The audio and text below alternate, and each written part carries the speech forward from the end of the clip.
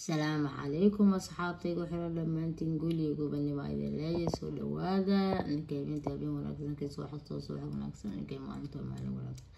لما انت سود هذا ولا شيء ومش عليك صار بريهم ومشغول سنة اللي بدنا نبري مشغول قاعدين كاسكيتر إن شاء الله الماء راح نوصناين إلى يابين هو يعني وين الماء مركز حنوسين أيضا راح نوصن طاي مركز هذا وين نسوي اللي وايد يقرأ على النقطة كلي قبل ما الله إن شاء الله بإذن الله الكريم سلقي سنو شكرا صحابتي سكريب كان هلا صار لايك تاليدو إن شاء الله كلي قبل ما الله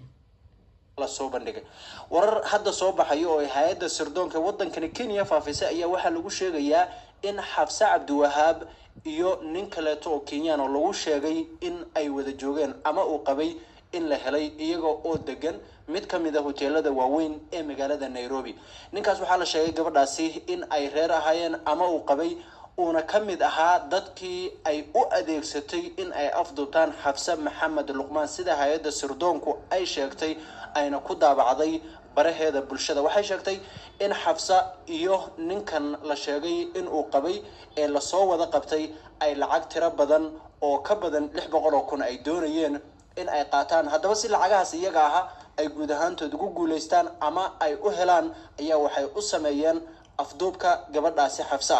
ninkan Kenyaanka ah iyo Xafso in ay gabadhan Xafsa Maxamed Luqmaan ka wada dambeeyeen afduubkooda waa sida hay'adda sirdoonku hadda ay cadeysay weeye ee ay sheegtay sababta ka dambeysay iyo waxa ku kaliftay iyo gooni ahaan xifaaltan gudaha oo u sii dhaxeeyay war badan lagama hayo laakiin markii arinta dhaqaaluhu ay soo gasho meesha baaritaanaduna ilaa iyo hadda ay laamaha sirdoonku wadaan si guudna ay doonayaan inay arrimahaas iyagoo faahfaahsan uga hadlaan ayaa waxa meeshaasi ka muuqata in uu soo baxay mid kamid ah tuhunadii ugu waaweynaa ee ay qabeen ehelada Xafsa Maxamed Luqmaan oo ahayd in gabadhooda ay gabadhani ka dambeysay afduubkeedii arrintan ayaa waxa kale oo iyadana noqonaysa mid walaac hor leh ku abuurta guud ahaan bulshada Soomaaliyeed sidoo kale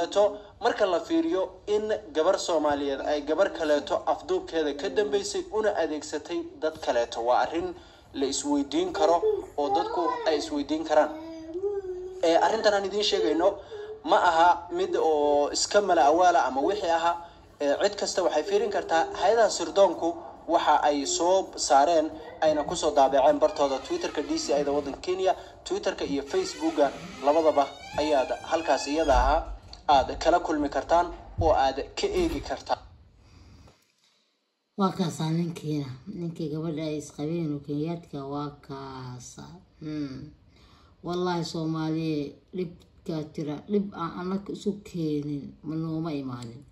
markay dadku arkaan isaan u fahmaan in aan cad isku nahay